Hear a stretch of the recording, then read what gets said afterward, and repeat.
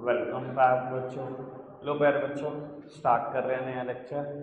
बेटा आज इसी आधे घंटे में हमने 5 टॉपिक की चर्चा करनी है और उसके बाद बैच वाइंड अप होगा जब ये चैप्टर खत्म हो चुका होगा। वो मैं शिफ्ट कर चुका था नॉन फाइनेंशियल इंसेंटिव पर। इधर देखना प्लीज नहीं करो बेटा। नॉन फाइनेंशियल इंसेंटिव में इन्वॉल्वमेंट हो सकती है पैसों की, लेकिन ध्यान रखना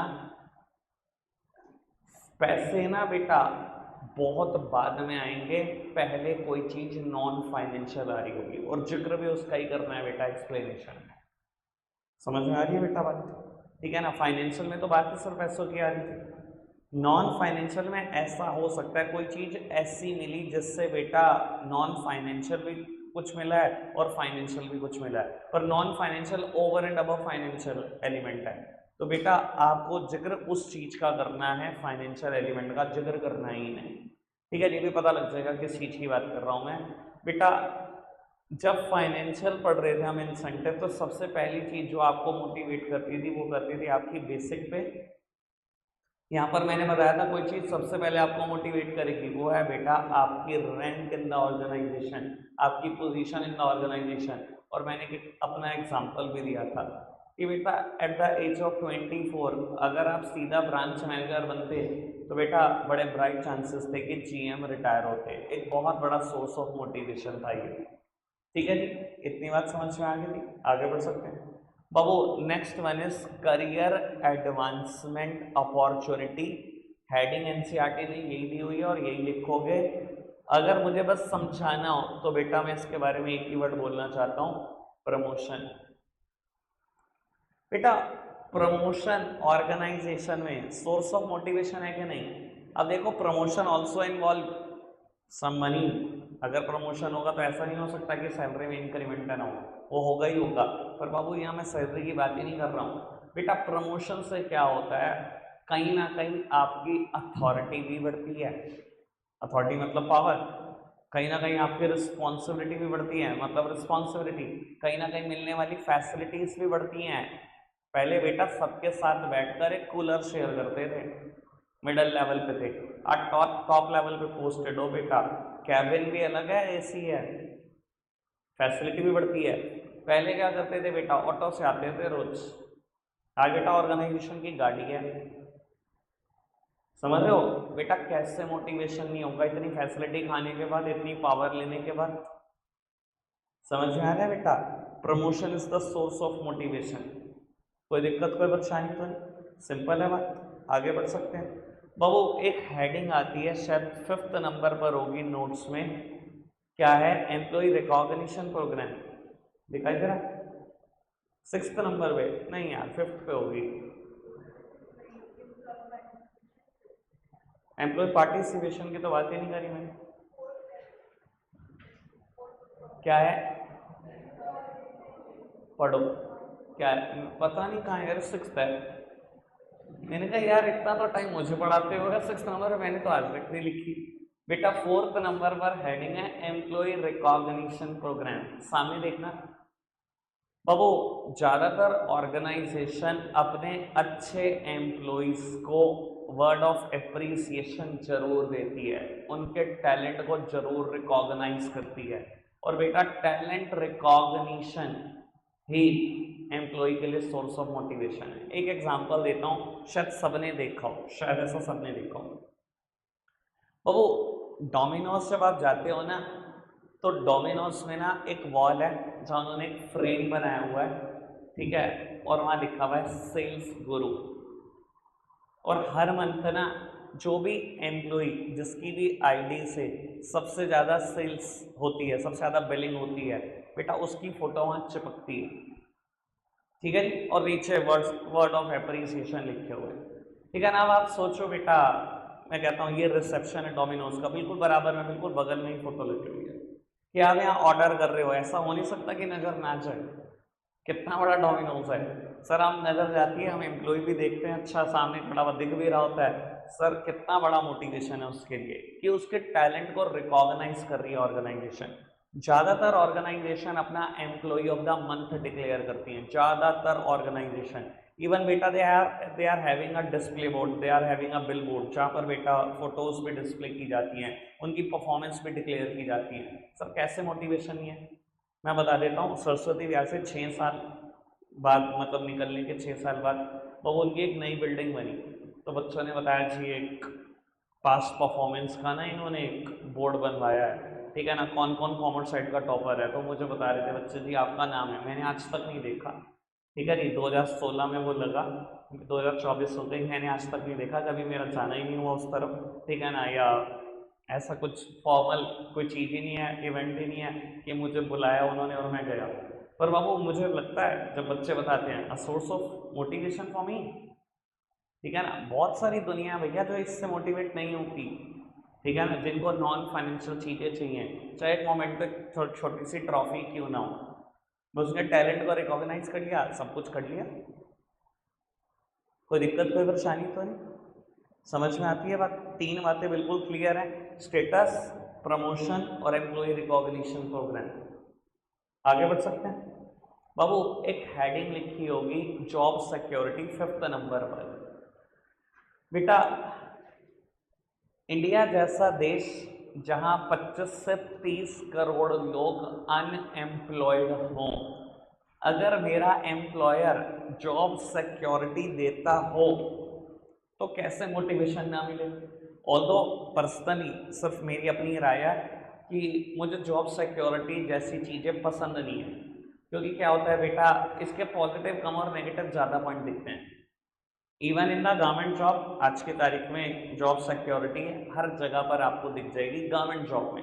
प्राइवेट तो कोई, प्राइवेट सेक्टर तो अपने सीईओ को भी नहीं छोड़ते, अगर उनका बस है तो वो सीईओ को भी निकाल देंगे कभी, ठीक है जी। लेकिन रही बात बेटा गवर्नमेंट ऑर्गेनाइजेशन की, वहाँ जॉब सिक्योरिटी होती है। और पुराने टाइम में रिश्ते ऐसे ही होते थे, सरकारी नौकरी, ऐसे पागल हो जाते थे लोग, सरकारी नौकरी में पता नहीं क्या रखा है। बस सरकारी नौकरी में एक चीज़ सबसे अच्छी है, जॉब सिक्योरिटी, जॉब नहीं जाएगी लग गई तो, ठीक है जी, अनलेस एंड अनटिल बहुत बड़ा डिसिप्लिनरी एक्शन आपके खिलाफ हो, अदरवाइज जॉब नहीं जाएगी, बिल्कुल भी नहीं जाएगी, ठीक है ना जी।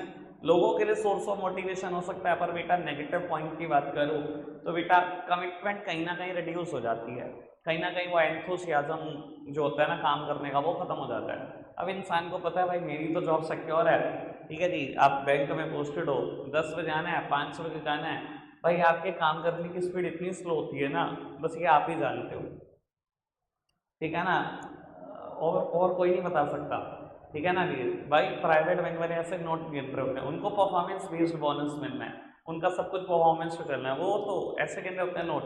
पर आप, चलो जी, पर आपने देखा होगा लाइनें कहाँ कहाँ तक जारी होती है।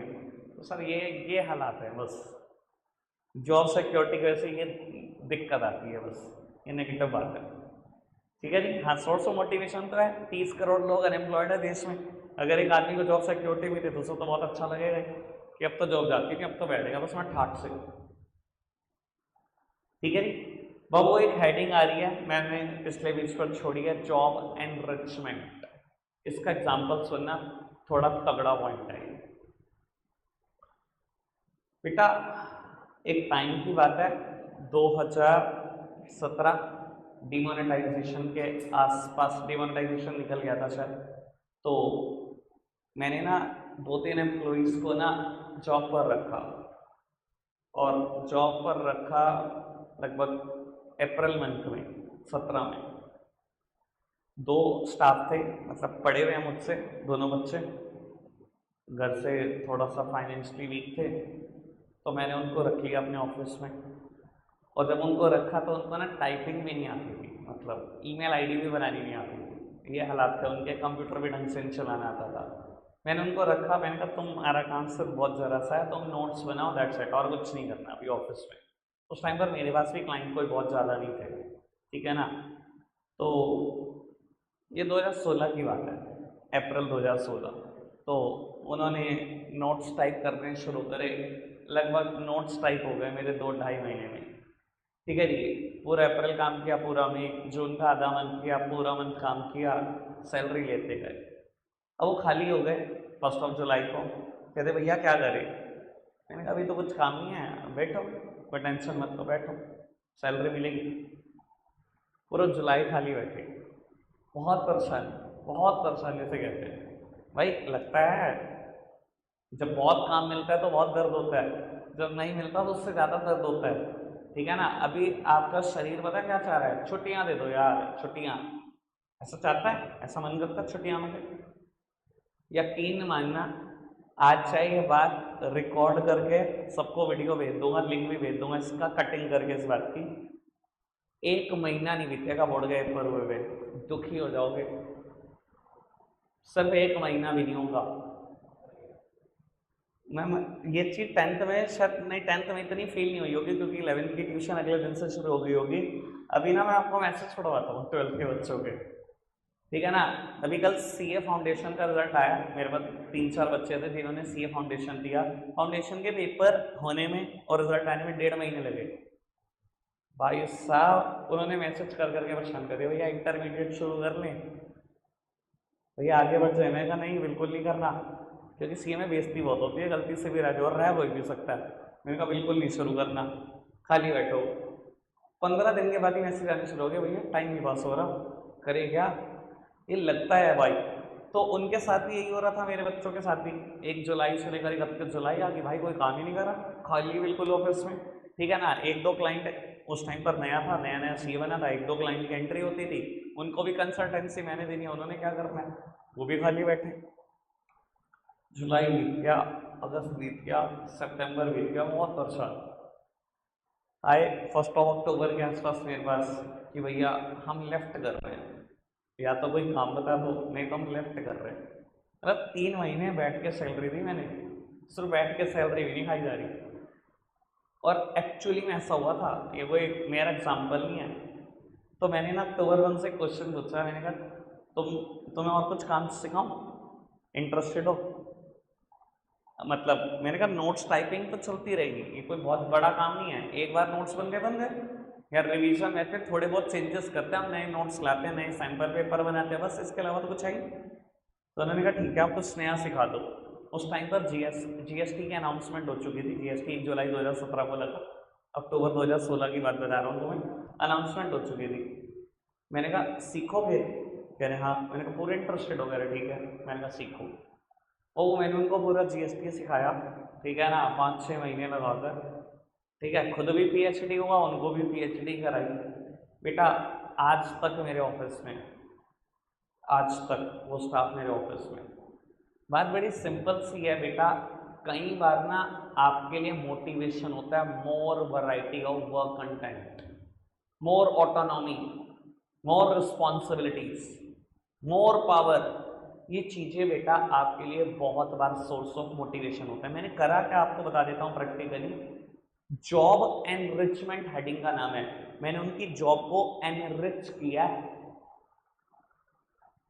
मैंने उनकी जॉब को क्या किया और एनरिच किया। एनरिच करने का मतलब क्या है बेटा, वो वर्क कंटेंट डालना। क्या काम करते थे वो, कुछ भी नोट्स टाइपिंग करते थे। आज की तारीख में किसी सीए के बराबर में बिठा के देखे ना, बैंड बजा के आ जाएंगे, ठीक है। इतनी ऑटोनॉमी दी उनको, इतनी फ्रीडम दी कि खुद से डिसीजन ले सके, केसेस तक लड़ने जाते हैं। और अगर आप सोचोगे ना क्या करा दिया मैंने उनको, सोच भी नहीं सकते। आज की तारीख में मेरे एम्प्लॉय बन के आए थे, लगभग मेरे पार्टनर बन के बैठे हुए, ठीक है ना। ग्रेजुएशन कर रहे थे उस टाइम पर, मतलब मैंने एडमिशन करा कर दिया, प्राइवेट ग्रेजुएशन करी, 3 साल बीकॉम कर ली, 3 साल की एलएलबी करवा दी, लॉयर बन गए। मेरे ही बच्चे हैं, समझ रहे हो बेटा इस चीज़ को।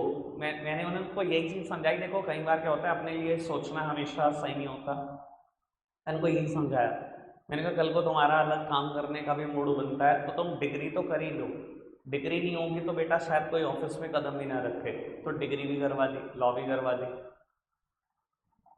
तो सर कई बार ना अगर आप अपने एम्प्लॉय की जॉब को एनरिच करते हो, ज़्यादा कंटेंट देते हो, ज़्यादा वर्क देते हो, ज़्यादा रिस्पॉन्सिबिलिटी देते हो, ज़्यादा फ्रीडम देते हो, तो ये उसके लिए मोटिवेशन है। क्लियर हो गई बात, ऑल ओके। बाबू लास्ट हेडिंग आती है एम्प्लॉय पार्टिसिपेशन, लास्ट हेडिंग आती है एम्प्लॉय पार्टिसिपेशन। बाबू ये क्या चीज़ है एम्प्लॉय पार्टिसिपेशन, बेटा ये कहता है ऑर्गेनाइजेशन में ना डिफरेंट कमिटीज बनाओ और एम्प्लॉय को पार्टिसिपेशन दो उसमें। सर ये डिफरेंट कमेटी बनाने का ऑब्जेक्टिव क्या है? बाबू डिफरेंट कमेटी बनाने का ऑब्जेक्टिव है कि एम्प्लॉय को लगे कि उसको ऑर्गेनाइजेशन का पार्ट समझा जा रहा है, ऑर्गेनाइजेशन के एक मेजर रोल पर बैठा है, एक मेजर डेजिग्नेशन है उसके पास। कहने का मतलब है हमने कमेटी बना दी, डिसिप्लिनरी कमेटी, ठीक है, और उसमें क्या करा 100 एम्प्लॉय को डाल दिया जिसमें 10-15 को हमने बड़े बड़े डेजिग्नेशन दिए। You are the president of disciplinary committee, you are the vice president, you are the secretary और blah blah blah blah करके डेजिग्नेशन दे दिए। एक और कमेटी बनाई परचेज कमेटी, ऐसे उसमें डेजिग्नेशन दे दी।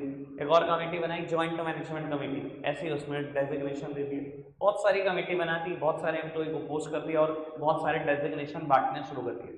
देखो होना हुआ ना कुछ नहीं इससे, प्रैक्टिकल बात बता रहा हूँ, जिंदगी की बात, होना इससे कुछ नहीं। सर सही माल आते हैं जैसे आपके स्कूल के लाते हैं, head boy, head girl, yellow house का captain, vice captain, blue house captain, क्या करा देगा भाई? तो स्कूल का एक काम बता, काम का एक एडमिशन करा देगा अपने दम पे। होना हुआ ना कुछ नहीं, बस साइकोलॉजिकल सेटिस्फैक्शन है। सर नॉन फाइनेंशियल इंसेंटिव है ही साइकोलॉजिकल और इमोशनल सेटिस्फैक्शन।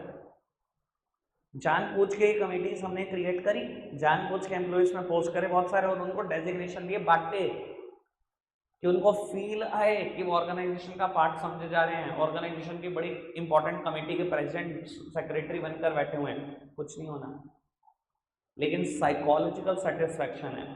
एम्प्लॉय को लगता है जी मेरा पार्टिसिपेशन बहुत है ऑर्गेनाइजेशन के अंदर। हेड बॉय का एडमिशन नहीं करा सकता स्कूल में, ईमानदारी से बता रहा हूँ, किसी भी स्कूल में, जिस भी स्कूल का वो हेड बॉय है, ठीक है ना, उसको लगता है कि मैं तो प्रिंसिपल की अथॉरिटी शेयर कर रहा हूँ, ऐसे ही लगता है ना, प्रिंसिपल की सारी अथॉरिटी मेरे अंदर ही है। कुछ नहीं, सब साइकोलॉजिकल सेटिस्फैक्शन के लिए। क्लियर है बात? ये है एम्प्लॉय पार्टिसिपेशन, कि एम्प्लॉय को पार्टिसिपेशन देना डिफरेंट कमिटीज में। एक बात बता देता हूँ, ये जो मैंने एक वर्ड बोला ज्वाइंट मैनेजमेंट कमेटी, लिखा भी हुआ है वहाँ पर 3 कमेटी के नाम, परचेज कमेटी, डिसिप्लिनरी कमेटी और ज्वाइंट मैनेजमेंट कमेटी।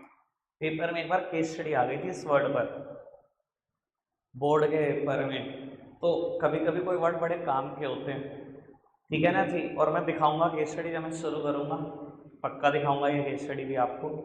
मोटिवेशन यहाँ पर एलिमेंट खत्म हो जाता है, सुपरविजन पर शिफ्ट कर रहे हैं। फटाफट से आ जाओ सुपरविजन पर।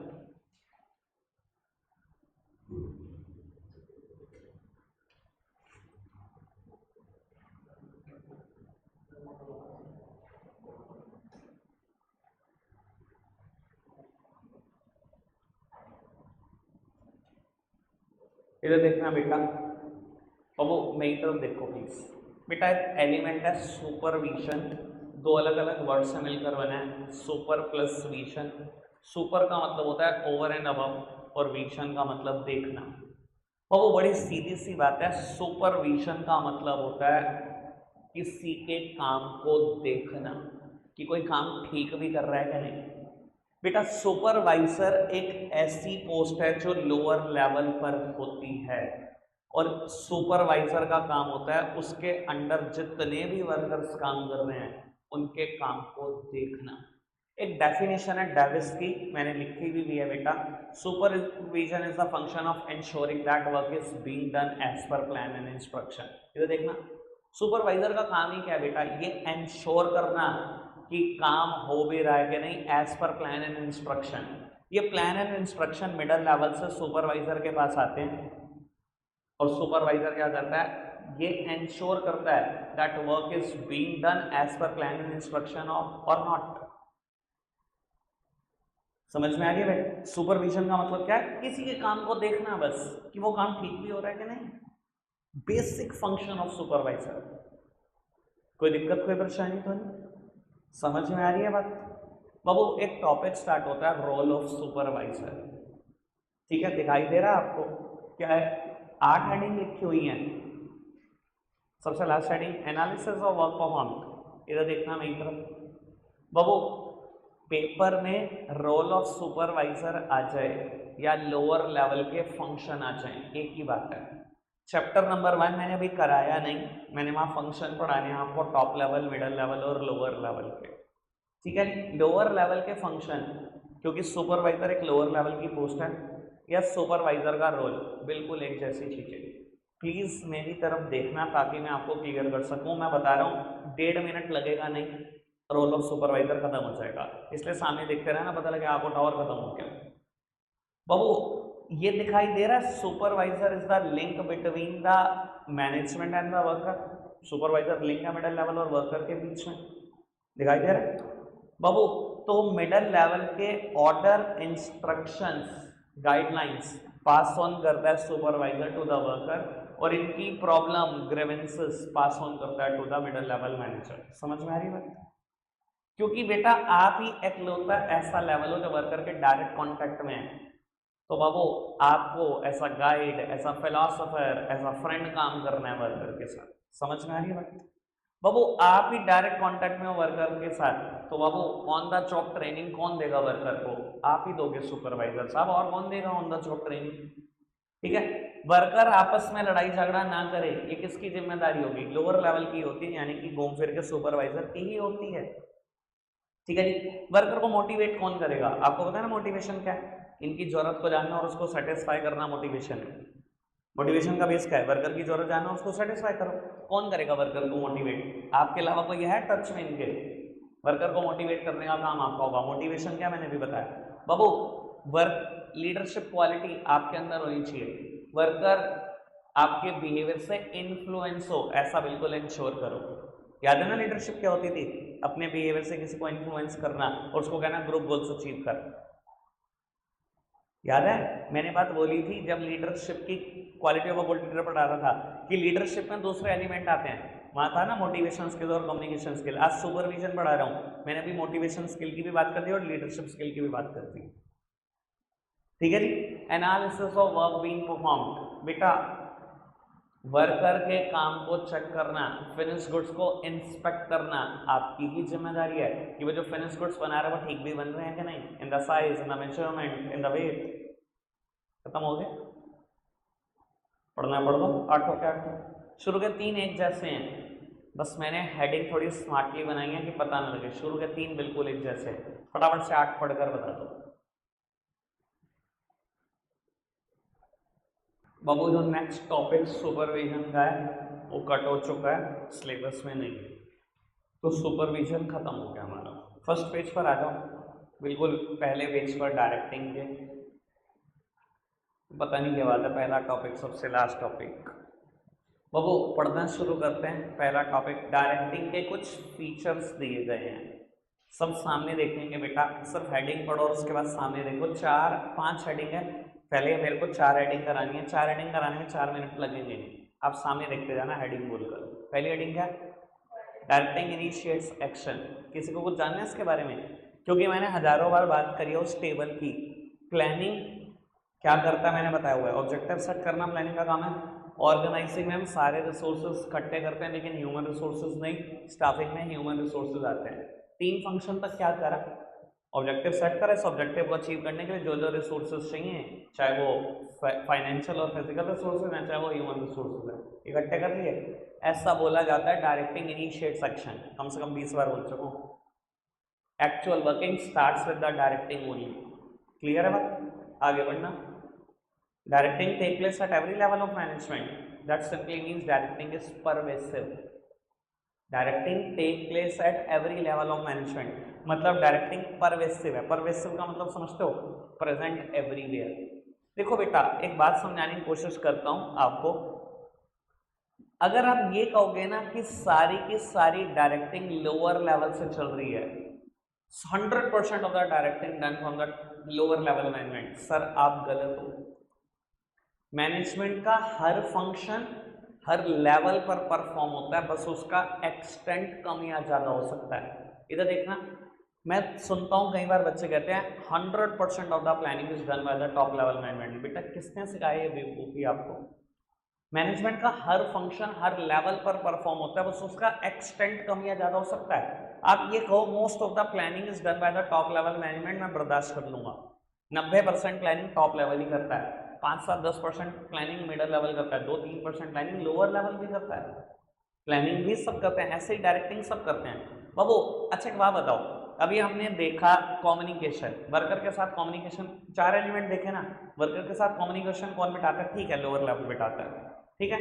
हमने देखा मोटिवेशन लोअर लेवल, भाई वर्कर की जरूरत कौन आइडेंटिफाई करेगा, डायरेक्ट टच में आपको, अपने बिहेवियर से इन्फ्लुएंस कौन करेगा, लोअर लेवल, सुपरविजन आपका कौन काम चेक करेगा, लोअर लेवल। लग रहा है 100% काम डायरेक्टिंग में लोअर लेवल करता है, 100% फिर भी नहीं करता। अच्छा क्या बताओ, मिडिल लेवल में कोई मैनेजर है, उसको मोटिवेशन करना है, कौन करेगा, लोअर लेवल करेगा, कौन करेगा, समझ में आ रही बात? जरूरत तो सबकी है, ये खाली इनकी जरूरत है, किसी मैनेजर की जरूरत नहीं हो सकती, समझ में आ रहा है? तो बाबू आप ये कहो ना, most of the directing is done from the lower level, I accept it, 90% directing lower level करता है, पर 2-3% तो टॉप लेवल भी करता है। मैंने एग्जांपल देने की कोशिश करी, बात क्लियर हुई? पक्का से आगे बढ़ो, क्या लिखा हुआ है, डायरेक्टिंग इज कॉन्टिन्यूस प्रोसेस। बाबू एक टर्म बोलूंगा मैं, ये बात ना मैं 11th में बोलता था, जब कंपनी का एक फीचर आता था परपेचुअल सक्सेशन, तब भी बोलता था मेंबर्स में कम, मेंबर्स में go out, but the show off directing goes on.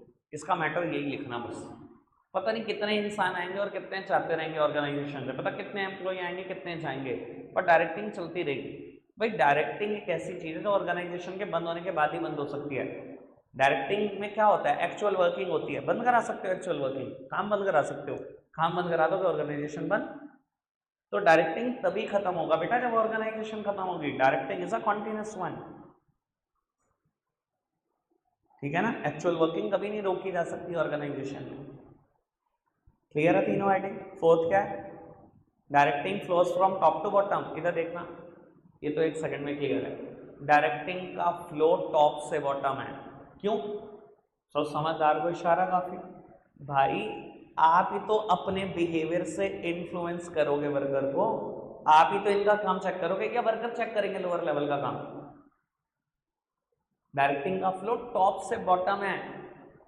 लो भाई बड़ा लेवल तो छोटे लेवल का काम देखेगा, छोटा लेवल देखेगा बड़े लेवल का काम। ये छोटा लेवल मोटिवेट करेगा, क्या उसके पास एनफ रिसोर्सेज है बड़े लेवल को मोटिवेट कर सके?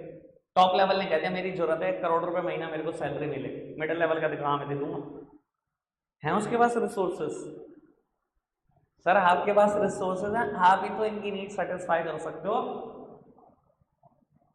क्लियर है बात? डायरेक्टिंग का फ्लो हमेशा कैसा है, फ्रॉम टॉप टू बॉटम, ठीक है जी।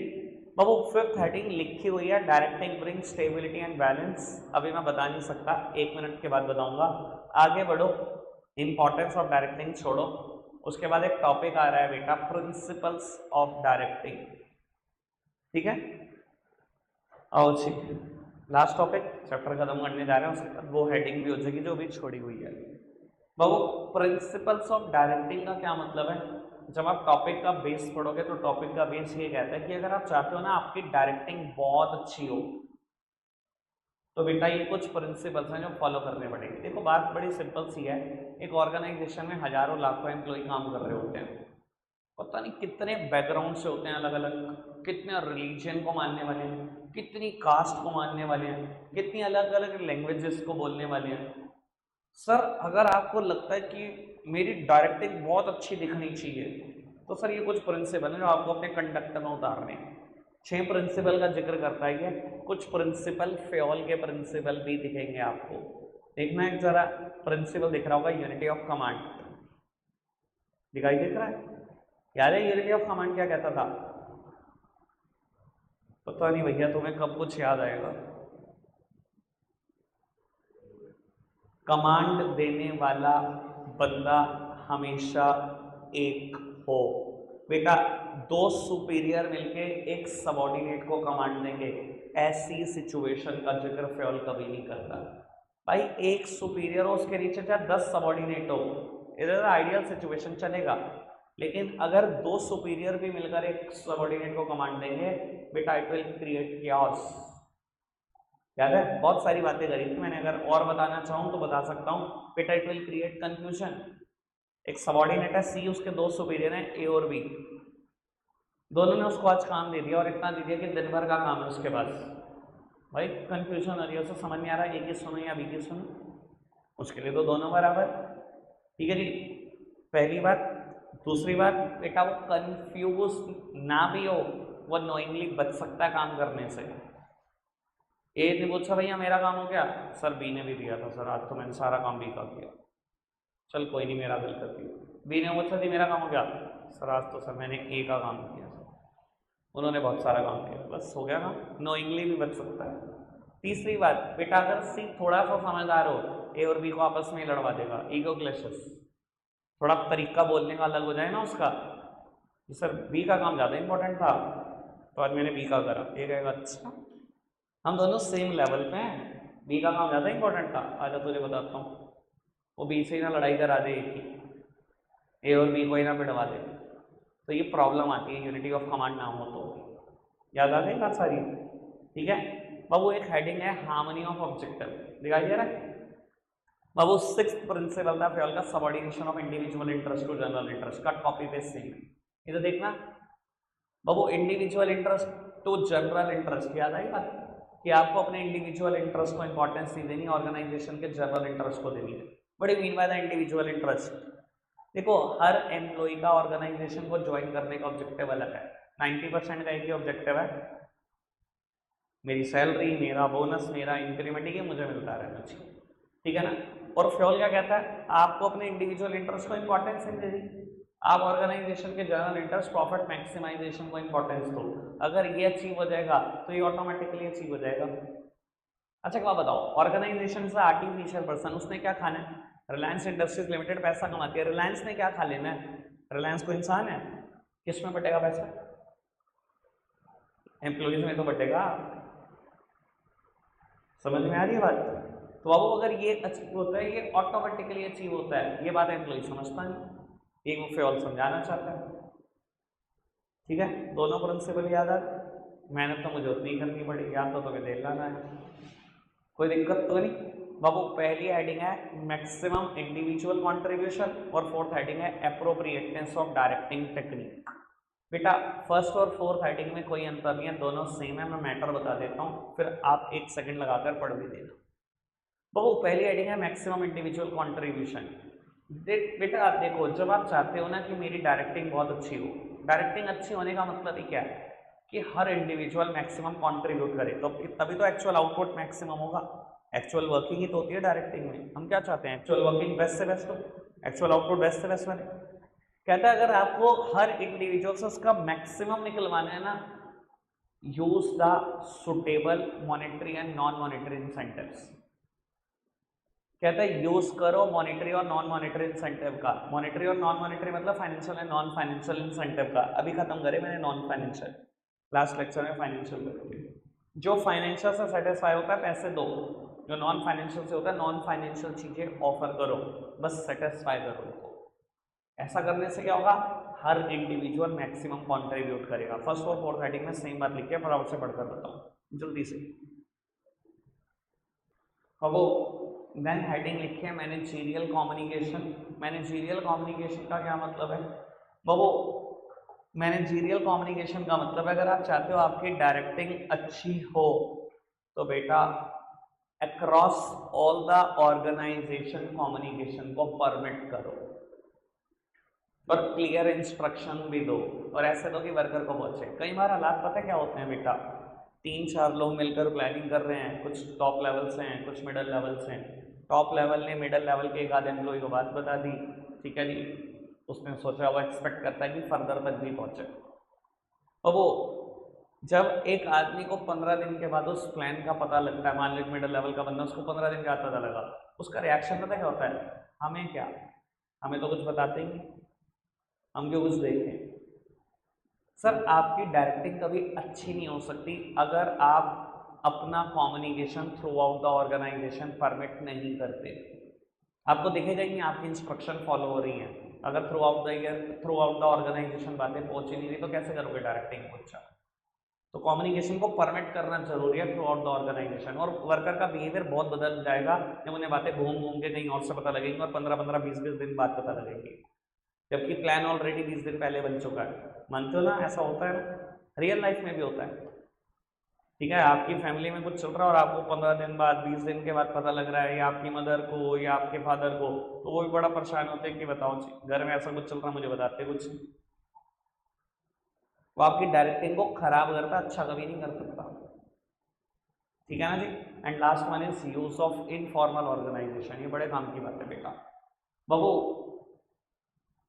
हर किसी को नहीं आता इनफॉर्मल ऑर्गेनाइजेशन का इस्तेमाल करना। देखो फॉर्मल का इस्तेमाल कोई भी कर सकता है। ये फॉर्मल क्लास चल रही है, ठीक है जी, और क्लास टीचर या प्रिंसिपल आपकी क्लास में पढ़ा रहा है, चाबुक के दम पे तो किसी से भी काम निकलवा लोगे। चाबुक के डर पे तो घोड़ा भी भागता है भाई। बड़ी सीधी सी बात। फॉर्मल ऑर्गेनाइजेशन का इस्तेमाल सबको करना आता है। Intentionally designed organisation formal organisation है। ठीक है, जहां नौकरी छूटने का खतरा होगा, जहां सैलरी कटने का खतरा होगा, काम सब कर लेंगे।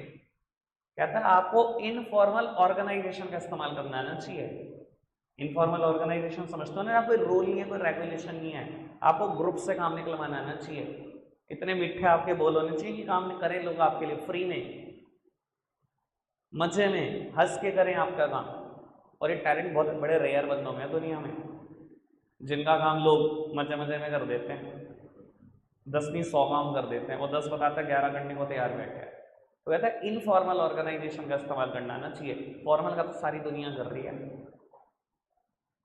ठीक है ना जी। रखते हैं आज के लिए इतना ही है प्यारे बच्चों। Bye bye.